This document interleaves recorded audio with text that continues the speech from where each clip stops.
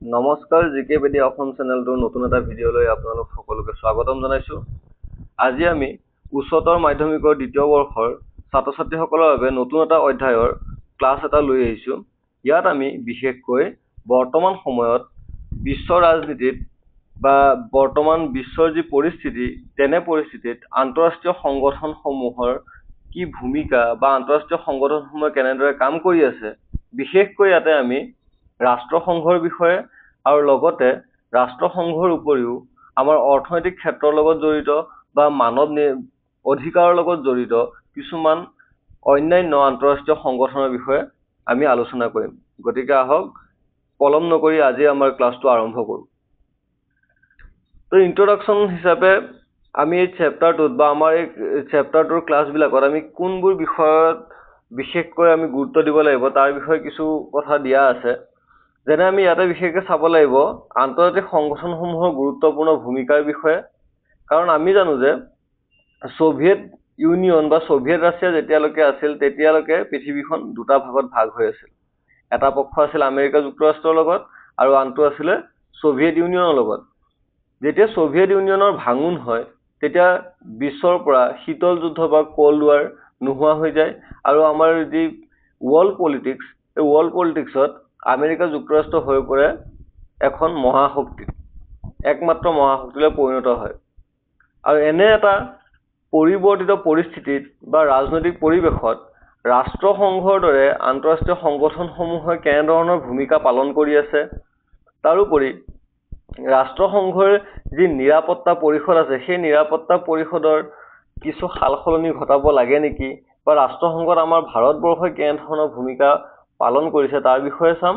লগতে অন্যান্য কিছুমান আন্তঃৰাষ্ট্ৰীয় সংগঠনৰ বিষয়ে আমি আলোচনা কৰিম। তো প্ৰথমতে আমি চাওঁ, যিহেতু আমাৰ চেপ্টাৰটোত আন্তঃৰাষ্ট্ৰীয় সংগঠনৰ বিষয়ে কৈছে বা ইণ্টাৰনেশ্যনেল অৰ্গেনাইজেশ্যনবিলাকৰ কথা কোৱা হৈছে, এতিয়া এই আন্তঃৰাষ্ট্ৰীয় সংগঠন মানে হয় কি, বা এই আন্তঃৰাষ্ট্ৰীয় সংগঠনবিলাকৰ প্ৰয়োজনীয়তা কিয় আছে।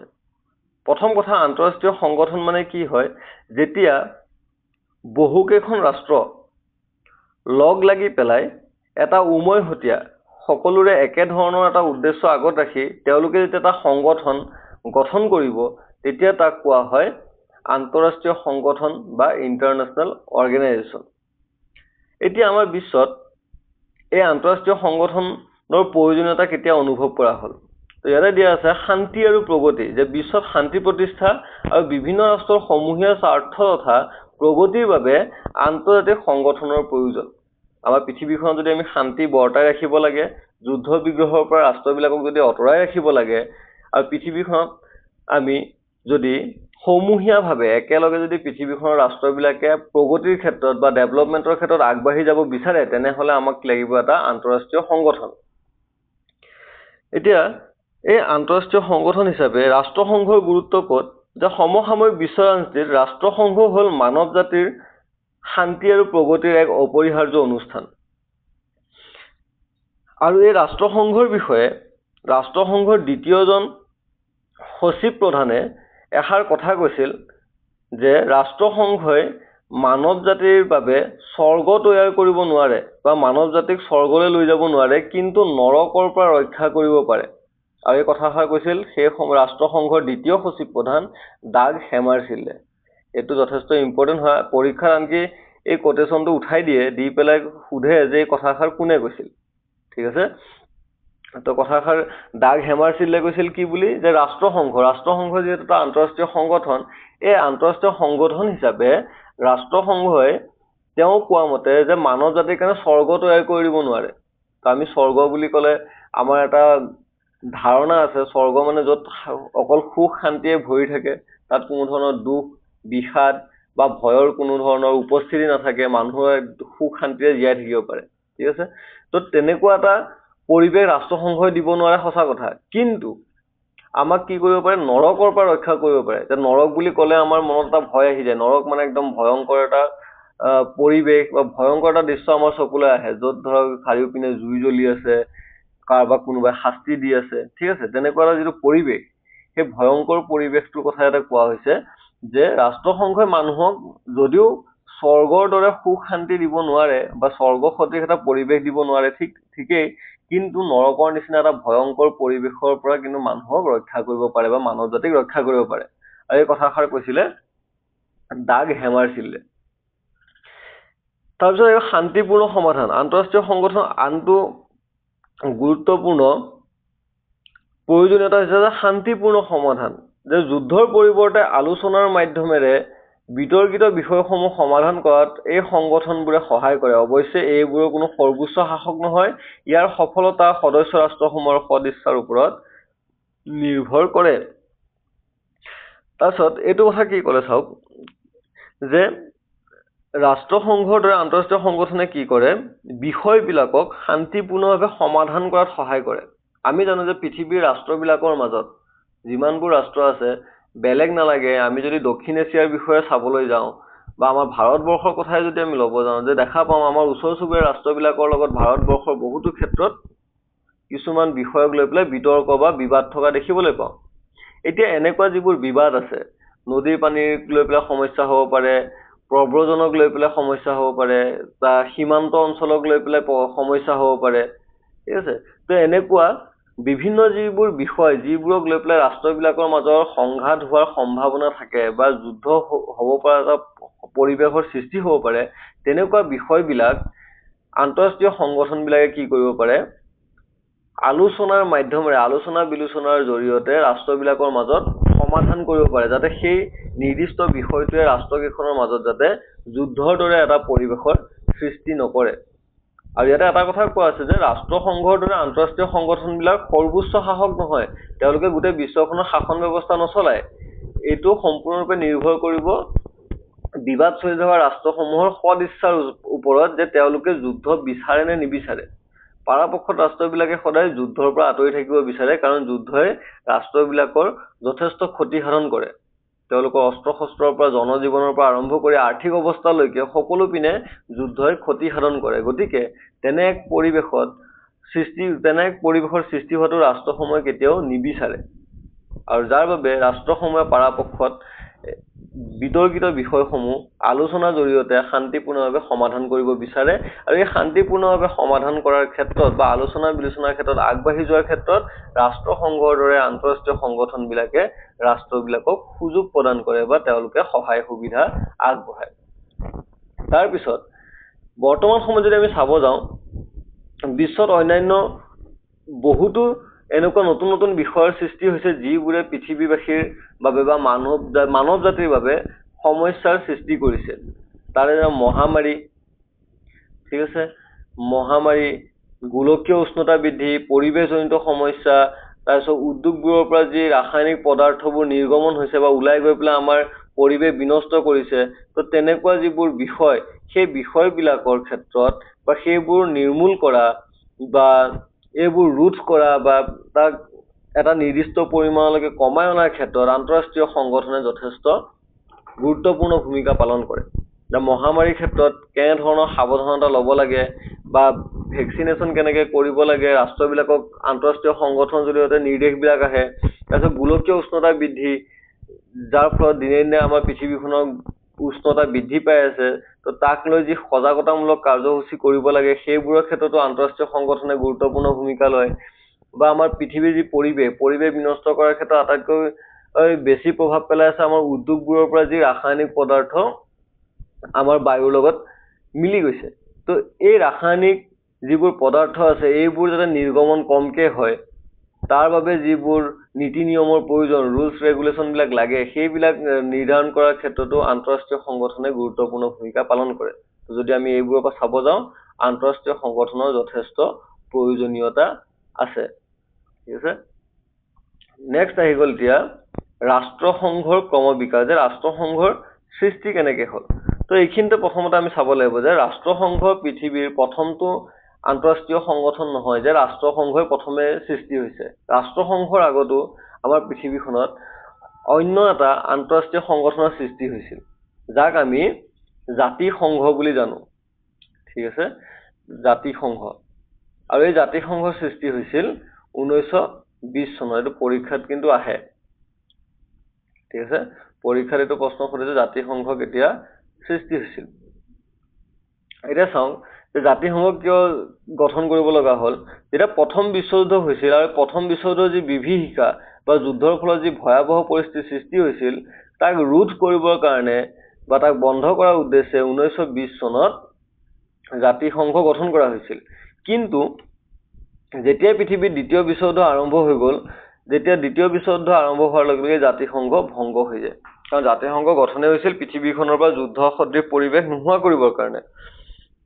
কিন্তু জাতিসংঘ সৃষ্টি হোৱাৰ পিছতো যেতিয়া দ্বিতীয়খন বিশ্বযুদ্ধ আৰম্ভ হ'ল 1939 চনত, তেতিয়া এই জাতিসংঘৰ যিটো ভেলু, সেই ভেলুটো নোহোৱা হৈ গ'ল, যাৰ ফলস্বৰূপে জাতিসংঘ থকা নথকা একেই হ'ল আৰু জাতিসংঘ নোহোৱা হৈ গ'ল। তো দ্বিতীয় বিশ্বযুদ্ধ চলি থকাৰ সময়ত প্ৰথম বিশ্বযুদ্ধত যেনেকৈ জাতিসংঘৰ সৃষ্টি কৰা আছিল, ঠিক তেনেকৈ দ্বিতীয় বিশ্বযুদ্ধ চলি থকাৰ মাজতে পৃথিৱীৰ বহুতো ৰাষ্ট্ৰৰ নেতাসকলে চিন্তা চৰ্চা কৰিছিল যে পৃথিৱীখন এনেকৈ যুদ্ধসদৃশ পৰিৱেশৰ সৃষ্টি হৈ থাকিলে মানৱ জাতি বেছি দিনলৈকে থাকিব নোৱাৰিব বা মানৱ জাতিৰ কাৰণে যথেষ্ট ভয়ংকৰ পৰিস্থিতিৰ সৃষ্টি হ'ব, যাৰ বাবে তেওঁলোকে অন্য এটা আন্তঃৰাষ্ট্ৰীয় সংগঠন গঠন কৰাৰ চিন্তা চৰ্চা কৰিছিল, যাৰ ফলস্বৰূপে দ্বিতীয় বিশ্বযুদ্ধৰ অন্ত পৰাৰ পিছত 1945 চনৰ 24 অক্টোবৰত ৰাষ্ট্ৰসংঘ নামৰ এটা আন্তঃৰাষ্ট্ৰীয় সংগঠনৰ সৃষ্টি হয়। আৰু ছান ফ্ৰান্সিস্কোত ইয়াৰ এখন সন্মিলন বহিছিল আৰু এই সন্মিলনত 51খন প্ৰতিষ্ঠাপক ৰাষ্ট্ৰই স্বাক্ষৰ প্ৰদান কৰিছিল। আৰু বৰ্তমান ৰাষ্ট্ৰসংঘৰ সদস্যৰ সংখ্যা হৈছে 193খন আৰু প্ৰতি বছৰে 24 অক্টোবৰ তাৰিখটোক ৰাষ্ট্ৰসংঘ দিৱস হিচাপে পালন কৰি অহা হৈছে। তো আমি যদি চাব যাওঁ, এই গোটেই পেৰেগ্ৰাফটোৰ পৰাই সৰু সৰু কিছুমান প্ৰশ্ন হ'ব পাৰে বা পৰীক্ষাত আহি থাকে। গতিকে এইখিনি আমি যথেষ্ট গুৰুত্ব সহকাৰে পঢ়িব লাগিব। যে কি কি চাব লাগিব, যে ৰাষ্ট্ৰসংঘ কেতিয়া গঠন হৈছিল? 1945 চনত। ঠিক আছে, 1945 চনত ৰাষ্ট্ৰসংঘ সৃষ্টি হ'ল। 1945 চনৰ কিমান তাৰিখে? 24 অক্টোবৰ, যাৰ বাবে 24 অক্টোবৰ তাৰিখটোক ৰাষ্ট্ৰসংঘ দিৱস হিচাপে পালন কৰা হয়। ঠিক আছে, তাৰপিছত সুধিব যে ৰাষ্ট্ৰসংঘৰ গঠনৰ বাবে ছান ফ্ৰান্সিস্কোত যিখন সন্মিলন হৈছিল, সেই সন্মিলনত কেইখন প্ৰতিষ্ঠাপক সদস্য ৰাষ্ট্ৰই স্বাক্ষৰ প্ৰদান কৰিছিল? তাৰ এনচাৰটো হ'ব আমাৰ 51খন। তাৰপিছত বৰ্তমান যদি আমি চাব যাওঁ, ৰাষ্ট্ৰসংঘৰ সদস্য ৰাষ্ট্ৰৰ সংখ্যা কিমান? তো সদস্য ৰাষ্ট্ৰৰ সংখ্যা হৈছে 193খন, 193খন। ঠিক আছে, তাৰপিছত আহি গ'ল উদ্দেশ্য, যে ৰাষ্ট্ৰসংঘ গঠন কৰাৰ মূল উদ্দেশ্যসমূহ কি কি? এইটো এটা 4 মাৰ্কৰ কুৱেশ্যন আহি থাকে। ঠিক আছে, তো উদ্দেশ্যকেইটা কি কি? প্ৰথমটো হৈছে আন্তঃৰাষ্ট্ৰীয় শান্তি আৰু নিৰাপত্তা ৰক্ষা কৰা। ৰাষ্ট্ৰসংঘৰ মূল লক্ষ্যটোৱে হৈছে পৃথিৱীত শান্তি প্ৰতিষ্ঠা কৰা আৰু নিৰাপত্তা বজাই ৰখা। নিৰাপত্তা কাৰ কাৰণে? মানৱ জাতিৰ কাৰণে। তাৰপিছত অৰ্থনৈতিক, সামাজিক, সাংস্কৃতিক আৰু মানৱীয় যিবোৰ সমস্যা আছে, সেই সমস্যাবিলাক সহযোগিতাৰ মাধ্যমেৰে সমাধান কৰা। যে পৃথিৱীখনৰ যি অৰ্থনৈতিক সমস্যা আছে, সামাজিক বা সাংস্কৃতিক, লগতে মানৱ জাতিৰ বাবে যিবোৰ সমস্যাৰ সৃষ্টি হ'ব, সেই সমস্যাবোৰ সমাধান কৰাৰ ক্ষেত্ৰত ৰাষ্ট্ৰবিলাকে যাতে একেলগে লগ লাগি পেলাই সমাধান কৰিবলৈ চেষ্টা কৰে, তাৰ কাৰণে সহযোগিতা স্থাপন কৰাৰ বাবে ৰাষ্ট্ৰসংঘই কাম কৰিব। তাৰপিছত মানৱ জাতিৰ অৰ্থনৈতিক আৰু সামাজিক উন্নতি সাধন কৰা আৰু ভৱিষ্যত প্ৰজন্মক যুদ্ধৰ পৰা ৰক্ষা কৰা বা যুদ্ধৰ বিভীষিকাৰ পৰা ৰক্ষা কৰা। যে যুদ্ধৰ পৰা যি ভয়ংকৰ পৰিস্থিতিৰ সৃষ্টি হয় বা ক্ষয়ক্ষতি হয়, তেনেকুৱা এটা ভয়ংকৰ পৰিস্থিতিৰ পৰা আহিবলগীয়া প্ৰজন্মক ৰক্ষা কৰাটোৱে হৈছে ৰাষ্ট্ৰসংঘৰ অন্য এটা গুৰুত্বপূৰ্ণ উদ্দেশ্য। তো এই 4টা উদ্দেশ্য যথেষ্ট গুৰুত্বপূৰ্ণ পৰীক্ষাৰ কাৰণেও, আৰু আমি জানিব লাগে। ঠিক আছে, তো এইখিনি আছিল ৰাষ্ট্ৰসংঘৰ ক্ৰমবিকাশ, যে ৰাষ্ট্ৰসংঘৰ সৃষ্টি কেনেকৈ হ'ল আৰু ৰাষ্ট্ৰসংঘৰ সৃষ্টি হোৱাৰ পিছত তেওঁলোকে কোনবোৰ উদ্দেশ্য আগত ৰাখি কামবিলাক কৰিছিল। এতিয়া ৰাষ্ট্ৰসংঘৰ যিহেতু আমি উদ্দেশ্যবিলাক পঢ়িলোঁ, তো ৰাষ্ট্ৰসংঘই তাৰ কাৰণে কি কৰিব লাগে? কাম কৰিব লাগে। আৰু কাম কৰাৰ বাবে ৰাষ্ট্ৰসংঘৰ বিশেষকৈ 6টা অংগ আছে। ঠিক আছে, আৰু এই 6টা অংগই 6 ধৰণে নিজৰ নিজৰ ভাগৰ কামবিলাক কৰি থাকে। তো পৰীক্ষাত এইটো কুৱেশ্যনো আহে বা এনেও আমি জানিব লাগে যে ৰাষ্ট্ৰসংঘৰ অংগ কেইটা? ৰাষ্ট্ৰসংঘৰ অংগ হৈছে 6টা। ঠিক আছে, আৰু প্ৰতিটো অংগৰ কাম বেলেগ বেলেগ। তো ৰাষ্ট্ৰসংঘৰ যি অংগকেইটা আছে, সেই অংগকেইটাৰ ভিতৰত কিন্তু আটাইতকৈ শক্তিশালী আৰু ক্ষমতাশালী অংগটোৱে হৈছে কিন্তু নিৰাপত্তা পৰিষদ। এইটো মনত ৰাখিব লাগিব। আৰু এইটোৰ ওপৰত অন্যান্য ধৰণৰ এটা কুৱেশ্যন আহে, মই ইয়াত আজি ডিছকাছ কৰি দিম বাৰু, সেইটো কি হয় বাৰু। তো চাওঁ এতিয়া অংগকেইটা এটা এটাকৈ যে কি আছে। প্ৰথম অংগটো হৈছে জেনেৰেল এছেম্বলি বা সাধাৰণ পৰিষদ বা সাধাৰণ সভা, ৰাষ্ট্ৰসংঘৰ সাধাৰণ সভা। ৰাষ্ট্ৰসংঘৰ সাধাৰণ সভাৰ কাম কি বা ৰাষ্ট্ৰসংঘৰ সাধাৰণ সভা কেনেকৈ গঠন কৰা হয় যে এইটো ৰাষ্ট্ৰসংঘৰ আটাইতকৈ ডাঙৰ আলোচনা আৰু নীতি নিৰ্ধাৰণকাৰী অংগ। ইয়াৰ 193খন সদস্য আছে, ইয়াত অংশগ্ৰহণ কৰে আৰু প্ৰতিখন দেশৰে এটা বৈধ ভোট থাকে। বিশ্বৰ শান্তি, নিৰাপত্তা আৰু ৰাষ্ট্ৰসংঘৰ বাজেটৰ দৰে গুৰুত্বপূৰ্ণ বিষয়সমূহ ইয়াতে আলোচনা কৰা হয়। ৰাষ্ট্ৰসংঘৰ অংগসমূহৰ ভিতৰত আটাইতকৈ ডাঙৰ অংগটো হৈছে ৰাষ্ট্ৰসংঘৰ সাধাৰণ সভা। ইয়াত 193খন সদস্যই অংশগ্ৰহণ কৰে আৰু প্ৰতিখন ৰাষ্ট্ৰৰে এটাকৈ বৈধ ভোট থাকে। সকলোৱে সমান প্ৰতিনিধিত্ব কৰাৰ ক্ষমতা লাভ কৰে। লগতে বিশ্বৰ শান্তি, নিৰাপত্তা আৰু ৰাষ্ট্ৰসংঘৰ বাজেটৰ দৰে গুৰুত্বপূৰ্ণ বিষয়বিলাক কি কৰা হয় সাধাৰণ সভাত আলোচনা কৰা হয়। তাৰপিছত ৰাষ্ট্ৰসংঘৰ আটাইতকৈ গুৰুত্বপূৰ্ণ অংগ বা শক্তিশালী অংগটো হৈছে নিৰাপত্তা পৰিষদ। এতিয়া যদিও সাধাৰণ সভা বা সাধাৰণ পৰিষদত সকলোবোৰ বিষয় আলোচনা কৰা হয়, কিন্তু সেই বিষয়বোৰৰ আলোচনাৰ চূড়ান্ত সিদ্ধান্ত গ্ৰহণ কৰাৰ ক্ষমতা হৈছে ছিকিউৰিটি কাউন্সিল বা নিৰাপত্তা পৰিষদৰ। নিৰাপত্তা পৰিষদে কোনো এটা বিষয় আলোচনাৰ কৰি তেওঁলোকৰ পৰা পাছ হ'লেহে সেই বিষয়টো চূড়ান্ত ৰূপ পায়। ঠিক আছে, তো নিৰাপত্তা পৰিষদত কি কি আছে চাওঁ যে আন্তঃৰাষ্ট্ৰীয় শান্তি আৰু নিৰাপত্তা ৰক্ষা কৰাটো এই পৰিষদৰ মূল দায়িত্ব। ইয়াত 15খন সদস্য ৰাষ্ট্ৰ আছে, মানে নিৰাপত্তা পৰিষদৰ সদস্য সংখ্যা হৈছে 15। এই 15খনৰ ভিতৰত 5খন আছে স্থায়ী আৰু 10খন হৈছে অস্থায়ী। এতিয়া এই 5খন স্থায়ী সদস্য ৰাষ্ট্ৰৰ নামকেইটা আমি চাব লাগিব কি কি। এখন হৈছে আমেৰিকা যুক্তৰাষ্ট্ৰ, তাৰপিছত ব্ৰিটেইন, ফ্ৰান্স, ৰাছিয়া আৰু চীন। এই 5খন হৈছে ৰাষ্ট্ৰসংঘৰ স্থায়ী সদস্য ৰাষ্ট্ৰ আৰু বাকী 10খনক প্ৰতি 2 বছৰৰ মূৰে মূৰে নিৰ্বাচিত কৰা হয়। এইবোৰ বেলেগ বেলেগ ৰাষ্ট্ৰ সলনি হৈ থাকে। কিন্তু স্থায়ী সদস্য যি 5খন আছে সেই 5খন এতিয়ালৈকে সলনি হোৱা নাই। আৰম্ভণিৰ সময়ৰ পৰা এতিয়ালৈকে সেই 5খনে স্থায়ী সদস্য হিচাপে আছে আৰু তাৰ সাল সলনি সহজতে নহয় বা এতিয়ালৈকে সাল সলনি হোৱা নাই। আৰু এই 5খন সদস্য ৰাষ্ট্ৰ যে আছে, এই 5খন সদস্য ৰাষ্ট্ৰৰ হাততে আছে গোটেইখিনি ক্ষমতা। তেওঁলোকৰ এটা ক্ষমতা আছে ভেটো ক্ষমতা। ঠিক আছে, ইয়াতে ভিটো বুলি আছে, আচলতে সেইটো ভেটো হয়। ভেটো ক্ষমতা, ভেটো ক্ষমতাটো কি হয়? ভেটো ক্ষমতাটো হৈছে এটা নিগেটিভ পাৱাৰ বা ঋণাত্মক ক্ষমতা। ঠিক আছে, তো ভেটো ক্ষমতা প্ৰয়োগ কৰা পাৱাৰ কাৰ হাতত আছে? আমেৰিকা, ব্ৰিটেইন, ফ্ৰান্স, ৰাছিয়া আৰু চীন, মানে ৰাষ্ট্ৰসংঘৰ স্থায়ী সদস্য ৰাষ্ট্ৰকেইখনৰ হাতত। কেনেধৰণে তেওঁলোকে ব্যৱহাৰ কৰিব পাৰে? যেতিয়া কোনো এটা সিদ্ধান্ত ধৰক নিৰাপত্তা পৰিষদত লোৱা হ'ল আৰু এই সিদ্ধান্তটোৱে যদি এই 5খনৰ ভিতৰত কোনোবা এখন ৰাষ্ট্ৰৰ স্বাৰ্থ হানি কৰা যেন তেওঁলোকে অনুভৱ কৰে বা তেওঁলোকে মানিব বিচৰা নাই, তেতিয়া তেওঁলোকে সেই ভেটো পাৱাৰ ইউজ কৰি বা ভেটো ক্ষমতা ব্যৱহাৰ কৰি পেলাই সেই নিৰ্দিষ্ট সিদ্ধান্ত বা ডিচিশ্যনটো তাতে কেনচেল কৰি দিব পাৰে বা বাতিল কৰি দিব পাৰে। ঠিক আছে, আৰু সেইটো যিকোনো এখনে বোলে 5খনৰ ভিতৰত 4খনে সিদ্ধান্ত লৈছে, এখনে লোৱা নাই, গতিকে 4খনে লৈছে বুলি বেছি কেইখনে সিদ্ধান্ত লৈছে বুলি যে সিদ্ধান্তটো পাছ হৈ যাব তেনেকুৱা নহয়। লাগিলে 4খনে লওক, এখনে মানিব বিচৰা নাই, সেই এখনে যদি ভেটো পাৱাৰ ইউজ কৰে লগে লগে সেই ডিচিশ্যনটো তাতে কেনচেল হৈ যায়। সেইকাৰণে কোৱা হয় নিৰাপত্তা পৰিষদখন ৰাষ্ট্ৰসংঘৰ আটাইতকৈ ক্ষমতাশালী অংগ। ঠিক আছে, কাৰণ গোটেইখিনি সিদ্ধান্ত যদিও সাধাৰণ সভাত সকলোবোৰ বিষয় আলোচনা কৰা হয়, কিন্তু ফাইনেল ডিচিশ্যনটো সদায় নিৰাপত্তা পৰিষদ বা ছিকিউৰিটি কাউন্সিলে ল'ব। আৰু ছিকিউৰিটি কাউন্সিলে ল'ব বুলি কওঁতে মনত ৰাখিব লাগিব যে ছিকিউৰিটি কাউন্সিলৰ পৰা মাত্ৰ 5খন স্থায়ী সদস্য আছে, সেই 5খনেহে সিদ্ধান্ত ল'ব আৰু তেওঁলোকে ইচ্ছা কৰিলে সেই সিদ্ধান্ত বাতিল কৰি দিব পাৰে। কেনেকৈ? ভেটো ক্ষমতা প্ৰয়োগ কৰি। নেক্সট আহি গ'ল ইকনমিক এণ্ড ছ'চিয়েল কাউন্সিল, অৰ্থনৈতিক আৰু সামাজিক পৰিষদ। এতিয়া অৰ্থনৈতিক আৰু সামাজিক পৰিষদ নামৰ ৰাষ্ট্ৰসংঘৰ এই অংগটোৱে কি কাম কৰে যে এই পৰিষদে ৰাষ্ট্ৰসংঘৰ অৰ্থনৈতিক, সামাজিক আৰু পৰিৱেশ সংক্ৰান্তীয় কাম কাজবোৰ চোৱা চিতা কৰে। লগতে বিশ্ব স্বাস্থ্য সংস্থা, ইউনেস্কো, ইউনিচেফ বা আৰু আছে ILO আদিৰ দৰে ৰাষ্ট্ৰসংঘৰ বিভিন্ন সংস্থা আছে বা তেওঁলোকৰ কিছুমান এজেঞ্চি আছে যিবোৰে বিভিন্ন ক্ষেত্ৰত ৰাষ্ট্ৰসংঘৰ হৈ পেলাই কাম কৰি থাকে।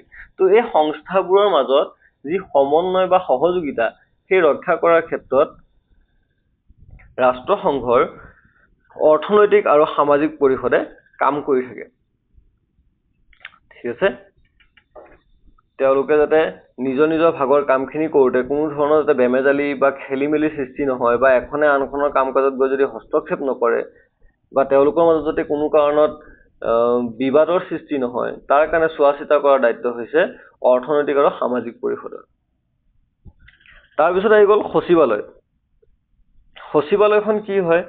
সচিবালয়ে ৰাষ্ট্ৰসংঘৰ দৈনন্দিন প্ৰশাসনিক আৰু কাৰ্যালয়ৰ কাম কাজবোৰ চলায়।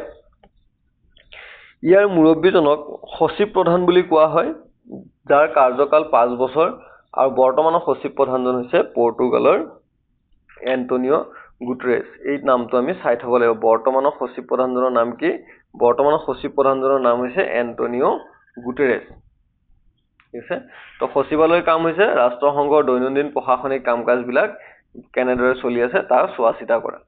ঠিক আছে? তাৰপিছত নেক্সট আমাৰ ৰাষ্ট্ৰসংঘৰ অংগটো হৈছে ইণ্টাৰনেশ্যনেল কোৰ্ট অফ জাষ্টিচ বা আন্তঃৰাষ্ট্ৰীয় ন্যায়ালয়। আন্তঃৰাষ্ট্ৰীয় ন্যায়ালয়ৰ কাম কি? যে এইখন ৰাষ্ট্ৰসংঘৰ প্ৰধান ন্যায়িক অংগ, ইয়াক বিশ্ব ন্যায়ালয় বুলি কোৱা হয়। ই বিভিন্ন দেশৰ মাজত হোৱা আইনী বিবাদসমূহ নিষ্পত্তি কৰে। ৰাষ্ট্ৰসংঘৰ বাকী সকলো অংগৰ মুখ্য কাৰ্যালয় নিউয়ৰ্কত থকাৰ বিপৰীতে এই ন্যায়ালয়খন কিন্তু ক'ত আছে? নেদাৰলেণ্ডৰ হেগ চহৰত অৱস্থিত। ঠিক আছে? তো এই ন্যায়ালয়খনৰ কাম কি? যিবোৰ বিষয় ৰাষ্ট্ৰবিলাকৰ মাজত বিভিন্ন বিষয় লৈ পেলাই বিবাদ হ'ব পাৰে, যিবোৰ বিষয় আন্তঃৰাষ্ট্ৰীয় পৰ্যায়ৰ বা আন্তঃৰাষ্ট্ৰীয় পৰ্যায়ত আলোচনা কৰিবলগীয়া বা বিচাৰ কৰিবলগীয়া, সেই বিষয়সমূহ ৰাষ্ট্ৰসংঘৰ আন্তঃৰাষ্ট্ৰীয় ন্যায়ালয় নামৰ অংগটোত বিচাৰ কৰা হয়। ঠিক আছে? আৰু এই ৰাষ্ট্ৰসংঘৰ ন্যায়ালয়খনৰ মুখ্য কাৰ্যালয় ক'ত অৱস্থিত? নেদাৰলেণ্ডৰ হেগ চহৰত। তাৰোপৰি আৰু কিছুমান ইনফৰমেশ্যন আছে, যেনে যদি আমি ICJৰ বিষয়ে যদি চাব যাওঁ, ইণ্টাৰনেশ্যনেল কোৰ্ট অফ জাষ্টিচৰ বিষয়ে, তো ইয়াত আমি আৰু অলপমান চাব লাগিব। ইয়াৰ যি ন্যায়াধীশ আছে, ঠিক আছে, তো ন্যায়াধীশৰ সংখ্যাটো হৈছে 15 গৰাকী ন্যায়াধীশ থাকে। লগতে এই ন্যায়াধীশসকলৰ যিটো কাৰ্যকাল, ঠিক আছে,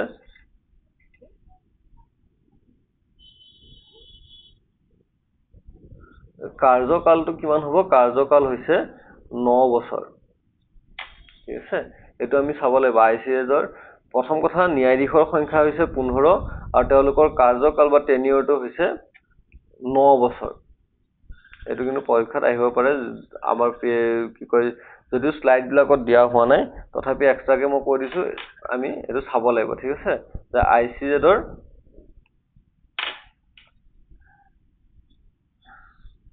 ICJৰ মুঠ ন্যায়াধীশৰ সংখ্যা হৈছে 15 আৰু তেওঁলোকৰ কাৰ্যকাল হৈছে 9 বছৰ। ঠিক আছে? সেইটো আমি চাব লাগিব। অ'কে। নেক্সট আহি গ'ল ট্ৰাষ্টিশ্বিপ কাউন্সিল। ৰাষ্ট্ৰসংঘৰ শেষৰটো অংগ বা ন্যাসৰক্ষী পৰিষদ। ন্যাসৰক্ষী পৰিষদৰ কাম কি? দ্বিতীয় বিশ্বযুদ্ধৰ পিছত স্বাধীনতা লাভ নকৰা 11খন বিশেষ ভূখণ্ডৰ তত্বাৱধান ল'বলৈ আৰু তেওঁলোকক স্বায়ত্ত শাসন বা স্বাধীনতা প্ৰদান কৰিবৰ কাৰণে এই পৰিষদখন গঠন কৰা হৈছিল। 1994 চনত শেষৰখন ভূখণ্ড পালাও স্বাধীনতা লাভ কৰাৰ পিছত এই পৰিষদখন বৰ্তমান স্থগিত ৰখা হৈছে, কাৰণ বৰ্তমান বিশ্বৰ সকলোবোৰ ৰাষ্ট্ৰই স্বাধীন।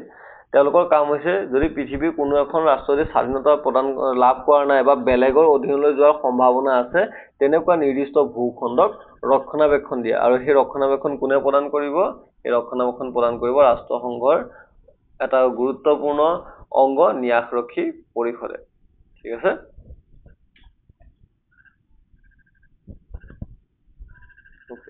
তাৰপিছতে এক্সামৰ কাৰণে আমাৰ যথেষ্ট দৰকাৰী এটা প্ৰশ্ন, সেইটো হৈছে ৰাষ্ট্ৰসংঘৰ নিৰাপত্তা পৰিষদৰ কাৰ্যাৱলী।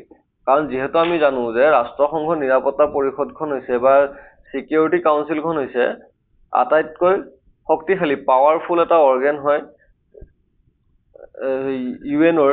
গতিকে ইয়াৰ কিছুমান কাম আছে, সেই কামবিলাক আমি চাব লাগিব। আৰু কামবিলাকৰ ওপৰত কিন্তু প্ৰশ্ন আহে যে ৰাষ্ট্ৰসংঘৰ নিৰাপত্তা পৰিষদৰ ক্ষমতা কাৰ্যাৱলী সম্পৰ্কে চমুকৈ আলোচনা কৰা বুলি 4 মাৰ্কৰ কুৱেশ্যন আহি থাকে এইটো ঠিক আছে এইটো 4 মাৰ্কৰ কুৱেশ্যন হয় এইটো আহি থাকে গতিকে এইটো আমি চাব লাগিব বাৰু আমি ৰাষ্ট্ৰসংঘৰ কাৰ্যাৱলীসমূহ চাওঁ কি আছে প্ৰথম কামটো হৈছে আন্তৰ্জাতিক শান্তি আৰু নিৰাপত্তা ৰক্ষা কৰা নিৰাপত্তা পৰিষদৰ প্ৰথম দায়িত্ব হৈছে আন্তৰ্জাতিক শান্তি সম্প্ৰীতি বজাই ৰখা বিশেষকৈ যেতিয়া বিশ্ব শান্তিলৈ ভাবুকি আহে তো পৃথিৱীৰ শান্তি ভংগ হ'ব পৰা যদি কিবা কাম কাজ সৃষ্টি হয় বা ৰাষ্ট্ৰবিলাকৰ মাজত যদি কোনো ধৰণৰ সংঘাতৰ সৃষ্টি হোৱাৰ সম্ভাৱনা থাকে তাক নোহোৱা কৰা আৰু পৃথিৱীৰ শান্তি নিৰাপত্তা বজাই ৰখাটো হৈছে ৰাষ্ট্ৰসংঘৰ নিৰাপত্তা পৰিষদৰ প্ৰথম গুৰুত্বপূৰ্ণ কাম 2 নম্বৰ তাৰপিছত দিছে যদি এনে কোনো বিবাদৰ সৃষ্টি হয় যাৰ ফলত বিশ্বত শান্তি বিঘ্নিত হ'ব পাৰে তেন্তে পৰিষদে বিবাদমান দেশসমূহৰ আলোচনা মধ্যস্থতা বা আন্তৰ্জাতিক ন্যায়ালয়ৰ জৰিয়তে শান্তিপূৰ্ণভাৱে নিজৰ সমস্যা সমাধান কৰিবলৈ উৎসাহিত কৰে প্ৰয়োজন হ'লে নিৰাপত্তা পৰিষদে আনুষ্ঠানিকভাৱে পক্ষসমূহক তেওঁলোকৰ বিবাদ নিষ্পত্তি কৰিবলৈ যিকোনো শান্তিপূৰ্ণ পদ্ধতি ব্যৱহাৰ কৰাৰ বাবে নিৰ্দেশ বা পৰামৰ্শ দিব পাৰে ঠিক আছে যদি কোনো ৰাষ্ট্ৰৰ মাজত যদি বিবাদ হ'ব বিচাৰে তেন্তে সেই বিবাদৰ লগত জড়িত দেশসমূহক ক'ব পাৰে যে আপোনালোকে আলোচনাৰ মাধ্যমেৰে বিষয়টো সমাধান কৰক যাতে যুদ্ধৰ ৰূপ নাপায় কাৰণ যুদ্ধ হ'লে পৃথিৱীৰ শান্তি ভংগ হ'ব বা মধ্যস্থতা কৰিব যে আন্তৰ্জাতিক ন্যায়ালয় নিজে সোমাই যাব সেই ৰাষ্ট্ৰকেইখনৰ মাজত আৰু তেওঁ কি কয় ৰাষ্ট্ৰসংঘৰ নিৰাপত্তা পৰিষদে নিজে দায়িত্ব লৈ পেলাই ৰাষ্ট্ৰকেইখনৰ মাজৰ সমস্যাটো সমাধান কৰিবলৈ চেষ্টা কৰিব বা সেই গোটেই বিষয়টোক আন্তৰ্জাতিক ন্যায়ালয়লৈ লৈ যাব আৰু ন্যায়ালয়ৰ পৰা বিচাৰ কাৰ্যৰ জৰিয়তে সমস্যাটো সমাধান কৰিবলৈ চেষ্টা কৰিব আৰু সেইকাৰণে কৈছে নিৰাপত্তা পৰিষদে প্ৰয়োজন হ'লে বিবাদ নিষ্পত্তি কৰিবৰ কাৰণে ৰাষ্ট্ৰবিলাকৰ মাজত যি ক্লেশ হ'ব পাৰে তেনেকুৱা বিষয়বিলাক যাতে সলভ কৰিব পৰা যায় তাৰ কাৰণে যিকোনো এটা পদ্ধতি তেওঁলোকক ব্যৱহাৰ কৰিবলৈ অৰ্ডাৰ দিব পাৰে বা পৰামৰ্শ দিব পাৰে ঠিক আছে তাৰপিছত 2 নম্বৰটো হৈছে শাস্তিমূলক আৰু বলৱৎকৰণমূলক ব্যৱস্থা নিৰাপত্তা পৰিষদে শাস্তিমূলক ব্যৱস্থাও ল'ব পাৰে যদি নিৰাপত্তা পৰিষদে অনুভৱ কৰে কোনো দেশে আন্তৰ্জাতিক শান্তিলৈ ভাবুকি কঢ়িয়াই আনিছে আৰু বিবাদটো শান্তিপূৰ্ণভাৱে সমাধান কৰিবলৈ আগ্ৰহী নহয় তেন্তে পৰিষদৰ সেই দেশখনৰ বিৰুদ্ধে শাস্তিমূলক বা অনুশাসনমূলক ব্যৱস্থা গ্ৰহণ কৰাৰ কৰ্তৃত্ব আছে তো ইয়াতে তেওঁলোকে কৈছে প্ৰথমটো হৈছে শান্তিপূৰ্ণভাৱে সমাধান কৰিবলৈ চেষ্টা কৰিব লাগে ৰাষ্ট্ৰবিলাকৰ মাজত কোনো ধৰক সমস্যাৰ সৃষ্টি হৈছে তেনেহ'লে সেই সমস্যাবিলাক সমাধান কৰিব লাগে কেনেকৈ শান্তিপূৰ্ণভাৱে আলোচনাৰ মাধ্যমেৰে যদি ৰাষ্ট্ৰবিলাকে তেওঁলোকৰ মাজত সৃষ্টি হোৱা সেই বিবাদৰ বিষয়বিলাক শান্তিপূৰ্ণভাৱে সমাধান কৰিব নিবিচাৰে তেওঁলোকে যুদ্ধ কৰিম বুলিয়ে ভাবি লৈছে তো তেনে পৰিস্থিতিত নিৰাপত্তা পৰিষদে যদি ভাবে যে তেওঁলোকৰ সেই কাম কাজক বা কোনো এখন দেশে আলোচনাৰ মাধ্যমলৈ আহিব বিচৰা নাই তেওঁলোকে গোটেই পৃথিৱীখনৰ শান্তি ভংগ কৰা ধৰণৰ কোনোবা কাম কাজ কৰিম বুলি ভাবিছে তেনেহ'লে তেনে দেশৰ প্ৰতি আন্তঃৰাষ্ট্ৰীয় সংগঠনৰ পিনৰ পৰা বিশেষকৈ ৰাষ্ট্ৰসংঘৰ পৰা নিৰাপত্তা পৰিষদে কি কৰিব পাৰে শাস্তিমূলক ব্যৱস্থা গ্ৰহণ কৰিব পাৰে আৰু তাৰ সম্পূৰ্ণ পাৱাৰ নিৰাপত্তা পৰিষদৰ হাতত আছে তাৰপিছত নিৰস্ত্ৰীকৰণ আৰু সামৰিক নিয়ন্ত্ৰণ সদস্য ৰাষ্ট্ৰসমূহৰ ওচৰত দাখিল কৰিবলৈ নিৰস্ত্ৰীকৰণৰ অস্ত্ৰ নিয়ন্ত্ৰণৰ পৰিকল্পনা প্ৰস্তুত কৰাৰ দায়িত্ব এই পৰিষদৰ ওপৰত ন্যস্ত কৰা হৈছে পৰিষদে পৰিস্থিতি নিৰীক্ষণ কৰি যাতে দেশসমূহে অৰ্থনৈতিক উন্নতিৰ পৰিৱৰ্তে সামৰিক অস্ত্ৰ নিৰ্মাণৰ ক্ষেত্ৰত নিজৰ বিত্তীয় সম্পদৰ অত্যাধিক অপচয় নকৰে তাক চোৱা চিতা কৰে ৰাষ্ট্ৰসংঘৰ নিৰাপত্তা পৰিষদে কাৰণ আমি জানো যে নিৰাপত্তা পৰিষদৰ মূল কামটো হৈছে আন্তঃৰাষ্ট্ৰীয় শান্তি বৰ্তাই ৰখা এতিয়া ৰাষ্ট্ৰবিলাকৰ হাতত যিমান অস্ত্ৰ শস্ত্ৰ আহিব ৰাষ্ট্ৰবিলাক সিমান শক্তিশালী হ'ব আৰু অস্ত্ৰ শস্ত্ৰ যিমান হাতত থাকিব সিমানে তেওঁলোকে শান্তিপূৰ্ণ উপায় অৱলম্বন কৰাৰ পৰিৱৰ্তে নিজৰ শক্তি প্ৰয়োগ কৰি সমস্যা সমাধান কৰিবলৈ চেষ্টা কৰিব আৰু শক্তি প্ৰয়োগ কৰা মানে আৰম্ভ হ'ব যুদ্ধৰ আৰু যুদ্ধ হোৱা মানে হ'ব পৃথিৱীৰ শান্তি ভংগ গতিকে ৰাষ্ট্ৰসংঘই নিৰস্ত্ৰীকৰণ আৰু ৰাষ্ট্ৰসংঘৰ নিৰাপত্তা পৰিষদে নিৰস্ত্ৰীকৰণ অস্ত্ৰ শস্ত্ৰ নিয়ন্ত্ৰণ কৰা বা কিছুমান বিশেষ অস্ত্ৰ শস্ত্ৰ নিৰ্মাণ কৰাৰ পৰা ৰাষ্ট্ৰসমূহ আঁতৰি থকা আদিত বিশেষ ধৰণৰ তেওঁলোকে কিছুমান নিৰ্দেশ দিব পাৰে বা নিৰ্দেশ দিয়ে আৰু তেওঁলোকে এটা কথাই চিন্তা কৰে যে ৰাষ্ট্ৰবিলাকে নিজৰ অৰ্থনৈতিক ক্ষেত্ৰখনৰ উন্নতি সাধন কৰিবলৈ চেষ্টা কৰিব লাগে তাৰ পৰিৱৰ্তে ৰাষ্ট্ৰবিলাকে যদি অস্ত্ৰ শস্ত্ৰ নিৰ্মাণত বেছিকৈ টকা পইচা খৰচ কৰে তেনেহ'লে দেশখন কিন্তু অৰ্থনৈতিক ক্ষেত্ৰত আগবাঢ়ি যাব নোৱাৰিব গতিকে নিৰস্ত্ৰীকৰণ আৰু সামৰিক নিয়ন্ত্ৰণ হৈছে নিৰাপত্তা পৰিষদৰ এটা অন্যতম গুৰুত্বপূৰ্ণ কাৰ্যাৱলী লাষ্টত তেওঁলোকৰ কামটো হৈছে নিৰ্বাচনী আৰু সদস্য পদ সম্পৰ্কীয় কাৰ্যাৱলী যে নতুন সদস্য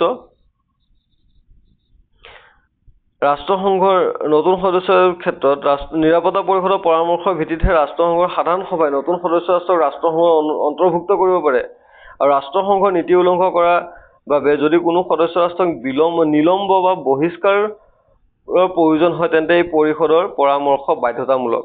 মানে ৰাষ্ট্ৰসংঘৰ নতুন সদস্য ৰাষ্ট্ৰ গ্ৰহণ কৰা আৰু কোনো সদস্য ৰাষ্ট্ৰক ৰাষ্ট্ৰসংঘৰ সদস্য পদৰ পৰা বাহিৰ কৰি দিয়া, এই গোটেইখিনি ক্ষমতা কাৰ হাতত আছে?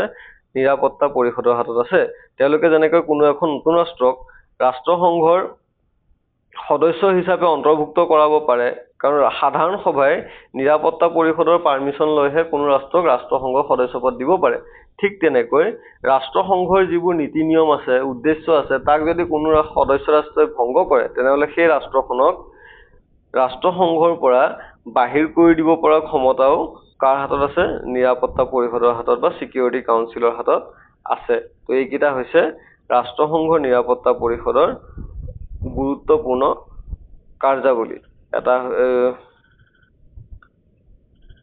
এটা, দুটা, তিনিটা আৰু চাৰিটা। ঠিক আছে, এইকেইটা এক্সামৰ কাৰণে দৰকাৰী, পাৰিলে নোট ডাউন কৰি ৰখাটো ভাল হ'ব। এতিয়া শীতল যুদ্ধৰ পৰৱৰ্তী সময়ত বিশ্ব ৰাজনীতিৰ পৰিৱৰ্তনসমূহ, post cold war changes in global politics. এতিয়া ৰাষ্ট্ৰসংঘ প্ৰতিষ্ঠা হৈছিল কেতিয়া? 1945 চনত। আৰু আমাৰ শীতল যুদ্ধও প্ৰায় 1945 চনৰ পৰাই আৰম্ভ হৈছে। মানে দ্বিতীয় বিশ্বযুদ্ধ সমাপ্ত হোৱাৰ পিছতে পৃথিৱীত শীতল যুদ্ধ আৰম্ভ হ'ল। এতিয়া এই ৰাষ্ট্ৰসংঘ সৃষ্টি হোৱাৰ সময়ৰ পৰা যদি বৰ্তমান সময়লৈকে আমি চাব যাওঁ, 1945 চনৰ পৰা বৰ্তমান সময়লৈকে, বৰ্তমান যদি আমি চাব যাওঁ 2026 চন, মানে প্ৰায় 80 বছৰীয়া এটা সময়সীমাৰ ভিতৰত আছে। ঠিক আছে, তো এই নিৰ্দিষ্ট এটা যি সময়সীমা 1945 চনৰ পৰা বৰ্তমানৰ যি 2026 চন, এই সময়খিনিত পৃথিৱীৰ পৰিৱেশ, ৰাজনৈতিক পৰিৱেশ বা পৰিস্থিতি যথেষ্ট সাল সলনি হৈছে। ক্ষমতাকেন্দ্ৰিক সাল সলনি হৈছে, নতুন নতুন কিছুমান ধাৰণাৰ সৃষ্টি হৈছে, নতুন নতুন সমস্যা কিছুমানো পৃথিৱীত আহিছে। গতিকে বা ৰাষ্ট্ৰবিলাকৰ, পৃথিৱীত থকা ৰাষ্ট্ৰবিলাকৰ বহুতে স্বাধীনতা লাভ কৰিছে, বহুতৰ অৰ্থনৈতিক পৰিৱেশৰ সাল সলনি হৈছে। মানে পৃথিৱীখনৰ বিশ্বৰ যি ৰাজনৈতিক পৰিৱেশ তাৰ যথেষ্ট পৰিৱৰ্তন ঘটিছে। ঠিক আছে, আৰু কিয় দৰকাৰী পৰিৱৰ্তনবিলাক জনা, ইয়াৰ পিছৰ পইণ্টত মই ডিছকাছ কৰি আছো। তো চাই লওঁ পৰিৱৰ্তনবিলাক কেনেধৰণৰ হ'ব পাৰে। প্ৰথম কথা, শীতল যুদ্ধ অন্ত পৰিছে। শীতল যুদ্ধ যেনেকৈ ৰাষ্ট্ৰসংঘ সৃষ্টি হোৱাৰ সময়ত শীতল যুদ্ধও আৰম্ভ হৈছে, আৰু ৰাষ্ট্ৰসংঘ থাকোঁতেই 1991 চনত শীতল যুদ্ধ সমাপ্ত হৈছে। শীতল যুদ্ধ যেতিয়া সমাপ্ত হ'ল, আমি জানো ছ'ভিয়েট ইউনিয়ন ভাঙি গ'ল। ছ'ভিয়েট ইউনিয়ন ভাঙি যোৱাৰ লগে লগে গোটেই পৃথিৱীখনত এখন শক্তিশালী ৰাষ্ট্ৰৰ সৃষ্টি হ'ল, সেইখন হৈছে আমেৰিকা যুক্তৰাষ্ট্ৰ। আমেৰিকা যুক্তৰাষ্ট্ৰ একক মহাশক্তি হিচাপে উত্থান হ'ল। তাৰপিছত ছ'ভিয়েট ইউনিয়নৰ বা ছ'ভিয়েট ৰাছিয়াৰ যি উত্তৰাধিকাৰী ৰাষ্ট্ৰ আছিল, সেইখন হৈছে ৰাছিয়া। যাৰ ফলস্বৰূপে ছ'ভিয়েট ইউনিয়নে পৃথিৱীখনত যিবোৰ মৰ্যাদা লাভ কৰিছিল, সেই গোটেইখিনি মৰ্যাদা বা স্বীকৃতি কোনে লাভ কৰে? ৰাছিয়াই লাভ কৰে, বিশেষকৈ ৰাষ্ট্ৰসংঘৰ স্থায়ী সদস্য পদটো। তাৰপিছত আমেৰিকা আৰু ৰাছিয়াৰ মাজত কিছু পৰিমাণৰ সহযোগিতাও দেখিবলৈ পোৱা যায়, সম্পৰ্ক উন্নত হোৱা দেখিব পোৱা যায়। এছিয়া মহাদেশখনৰ যথেষ্ট অৰ্থনৈতিক উন্নতি হৈছে। এছিয়াৰ বিশেষকৈ শক্তিশালী যি ৰাষ্ট্ৰ চীন, ভাৰতবৰ্ষ, তাৰপিছত আমি জাপানৰ কথাও ক'ব পাৰোঁ, যথেষ্ট দ্ৰুতগতিত অৰ্থনৈতিক ক্ষেত্ৰত আগবাঢ়ি গৈছে। তাৰপিছত পৃথিৱীখনত কিছুমান নতুন নতুন সমস্যাৰ সৃষ্টি হৈছে, যেনে গৃহযুদ্ধ।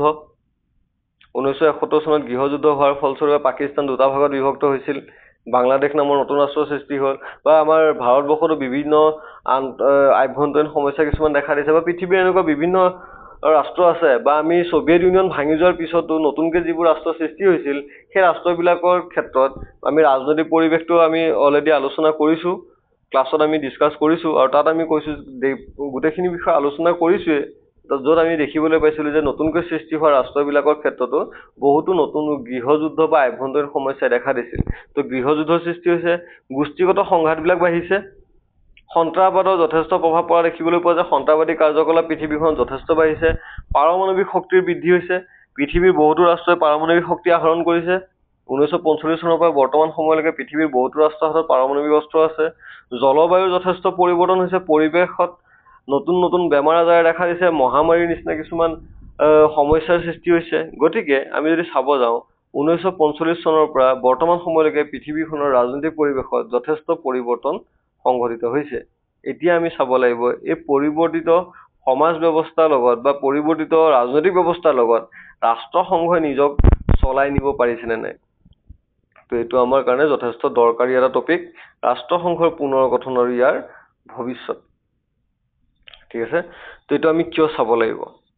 এতিয়া আমি জানো যেতিয়া কোনো এটা নিৰ্দিষ্ট সংগঠন সৃষ্টি হয়, ৰাষ্ট্ৰসংঘ বুলিয়ে নহয়, যিকোনো এটা অনুষ্ঠান যদি আমি সৃষ্টি কৰোঁ, তেতিয়া সেই অনুষ্ঠানটো এটা নিৰ্দিষ্ট পৰিৱেশ পৰিস্থিতিৰ ওপৰত নিৰ্ভৰ কৰি পেলাই গঠন কৰা হয়, বা সেই অনুষ্ঠানটো এটা নিৰ্দিষ্ট সময় ধৰি লৈ তাৰ আহিবলগীয়া 2-4 বছৰ 5 বছৰীয়া এটা সময়ৰ ওপৰত নিৰ্ভৰ কৰি সেই অনুষ্ঠানটো গঠিত হয়। আৰু অনুষ্ঠানটো যদি এটা দীঘলীয়া সময়লৈকে চলাই নিব লাগে, তেনেহ'লে আমি কি কৰিব লাগিব, অনুষ্ঠানটোক সময়ে সময়ে কিছু পৰিমাণৰ সাল সলনি আনিব লাগিব, সংস্কাৰ কৰিব লাগিব। কাৰণ সময়ৰ লগে লগে পৰিৱেশ পৰিস্থিতিৰ পৰিৱৰ্তন হয়, আৰু পৰিৱেশ পৰিস্থিতি যেতিয়া পৰিৱৰ্তন হয়, মানুহৰ প্ৰয়োজনীয়তাও সলনি হৈ গৈ থাকে। গতিকে তেনে প্ৰয়োজনীয়তাৰ ওপৰত ভিত্তি কৰি আমি অনুষ্ঠান প্ৰতিষ্ঠানবিলাকৰ কাৰ্যকলাপ বা অনুষ্ঠান প্ৰতিষ্ঠানবিলাকৰ সাংগঠনিক দিশটোৰ আমি সাল সলনি কৰিব লাগে। ঠিক একেদৰে 1945 চনতে সৃষ্টি হোৱা এটা সংগঠন ৰাষ্ট্ৰসংঘ, সেই ৰাষ্ট্ৰসংঘৰো 1945 চনৰ পৰা বৰ্তমান সময়লৈ আমি যিমানখিনি পৰিৱৰ্তন পঢ়িলোঁ বা আলোচনা কৰিলোঁ, তাৰ পৰা যদি আমি চাবলৈ যাওঁ, ৰাষ্ট্ৰসংঘৰো কিছু সাল সলনিৰ প্ৰয়োজনীয়তা আছে। কাৰণ 80 বছৰ আগতে এটা সৃষ্টি হোৱা সংগঠন, গতিকে এই 80 বছৰীয়া সময়সীমাত পৃথিৱীৰ ৰাজনৈতিক ক্ষেত্ৰখনত যথেষ্ট পৰিৱৰ্তন হৈছে, নতুন নতুন ৰাষ্ট্ৰৰ সৃষ্টি হৈছে, নতুন নতুন সমস্যাই দেখা দিছে, ৰাষ্ট্ৰবিলাকৰ অৰ্থনৈতিক পৰিৱেশৰ সলনি হৈছে। গতিকে তেনে পৰিপ্ৰেক্ষিতত ৰাষ্ট্ৰসংঘয়ো নিজৰ গাঁথনি বা নিজৰ কৰ্মক্ষেত্ৰৰ কিছু সাল সলনি ঘটাব লাগে বুলি কোৱা হৈছে। তো সেইকাৰণে ৰাষ্ট্ৰসংঘৰ পুনৰ গঠন বা সংস্কাৰৰ দাবী উত্থাপন হৈছে ৰাষ্ট্ৰবিলাকৰ মাজত। বিশেষকৈ 2 ধৰণৰ সংস্কাৰৰ কথা কোৱা হৈছে। এটা হৈছে সাংগঠনিক বা প্ৰক্ৰিয়াগত সংস্কাৰ, বিশেষকৈ নিৰাপত্তা পৰিষদত এছিয়া, আফ্ৰিকা আৰু দক্ষিণ আমেৰিকাৰ উচিত প্ৰতিনিধিত্বৰ বাবে সংখ্যা বৃদ্ধি কৰিব লাগে। 2 নম্বৰ হৈছে অধিকাৰ ক্ষেত্ৰ বা কাৰ্যকলাপ, যে কিছুমান ৰাষ্ট্ৰৰ মতে শান্তি নিৰাপত্তাত গুৰুত্ব দিব খোজে, আন কিছুমানে কয় যে শান্তি নিৰাপত্তাই অকল পৃথিৱীখনৰ সমস্যা নহয়, ইয়াৰ উপৰিও পৃথিৱীখনৰ স্বাস্থ্য, শিক্ষা, মানৱ অধিকাৰ আদিৰ দৰে অন্যান্য বহুতো বিষয় আছে যাৰ ওপৰত ৰাষ্ট্ৰসংঘই গুৰুত্ব দিব লাগে। গতিকে ৰাষ্ট্ৰসংঘই নিজৰ কৰ্মক্ষেত্ৰৰ পৰিৱৰ্তন কৰিব লাগে। এতিয়া যদি আমি চাব যাওঁ, ৰাষ্ট্ৰসংঘ গঠন হোৱাৰ দিনৰ পৰা এতিয়ালৈকে স্থায়ী সদস্যৰ সংখ্যা, বিশেষকৈ নিৰাপত্তা পৰিষদৰ স্থায়ী সদস্যৰ সংখ্যা 5খনেই আছে। আৰু আমি যদি ভালদৰে চাওঁ, এই 5খন ৰাষ্ট্ৰ হৈছে পৃথিৱীৰ উন্নত ৰাষ্ট্ৰ। ঠিক আছে, গোটেইখন হৈছে উন্নত ৰাষ্ট্ৰ।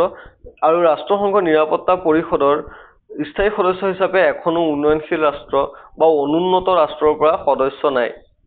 এতিয়া পৃথিৱীখনত আমি যদি চাব যাওঁ, ৰাষ্ট্ৰসংঘৰ মুঠ সদস্য ৰাষ্ট্ৰৰ সংখ্যা হৈছে 193, কিন্তু 193খন ৰাষ্ট্ৰ হৈ পেলাই সিদ্ধান্ত লৈ আছে কেৱল মাত্ৰ 5খন ৰাষ্ট্ৰই। আৰু সেই 5খন ৰাষ্ট্ৰই সিদ্ধান্ত লওঁতে সদায় নিজৰ স্বাৰ্থ বজাই ৰাখি পেলাই সিদ্ধান্ত লয়, যাৰ ফলস্বৰূপে পৃথিৱীৰ অন্যান্য ৰাষ্ট্ৰবিলাকৰ স্বাৰ্থ কেতিয়াবা হানি হোৱাও দেখিবলৈ পোৱা যায়, বা বিভিন্ন সমস্যা সমাধান নোহোৱাকৈ থাকি যায়। তো তেনে পৰিপ্ৰেক্ষিতত ৰাষ্ট্ৰসংঘই নিজৰ নিৰাপত্তা পৰিষদৰ কিছু সাল সলনি ঘটাব লাগে, আৰু স্থায়ী সদস্য পদ হিচাপে অন্যান্য ৰাষ্ট্ৰ যেনে এছিয়া, আফ্ৰিকা, দক্ষিণ আমেৰিকা আদিৰ দৰে মহাদেশসমূহৰ পৰা অন্যান্য কিছুমান ৰাষ্ট্ৰক সুবিধা দিব লাগে, যাতে তেওঁলোকেও স্থায়ী সদস্য পদ লাভ কৰে আৰু ৰাষ্ট্ৰসংঘৰ মজিয়াত তেওঁলোকৰ সমস্যাসমূহ ভালদৰে আলোচনা কৰিবলৈ উচিত প্ৰতিনিধিত্ব পায়। এটা আমি সংস্কাৰ বুজি পালোঁ।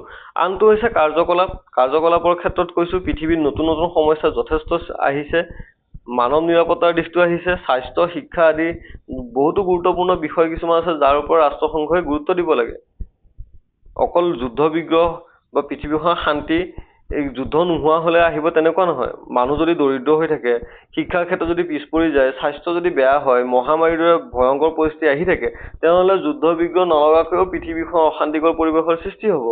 গতিকে ৰাষ্ট্ৰসংঘই যিহেতু পৃথিৱীত শান্তি আৰু নিৰাপত্তা ৰাখিব বিচাৰিছে, বজাই ৰাখিব বিচাৰিছে, গতিকে পৃথিৱীখনত অন্যান্য গুৰুত্বপূৰ্ণ বিষয়সমূহ যিবিলাকে পৃথিৱীৰ মানৱ জাতিৰ বাবে বিভিন্ন সময়ত বিভিন্ন প্ৰত্যাহ্বান বা সমস্যাৰ সৃষ্টি কৰিছে, সেই বিষয়সমূহৰ ওপৰতো সমানে গুৰুত্ব দিব লাগে বুলি দাবী উত্থাপন হৈছে।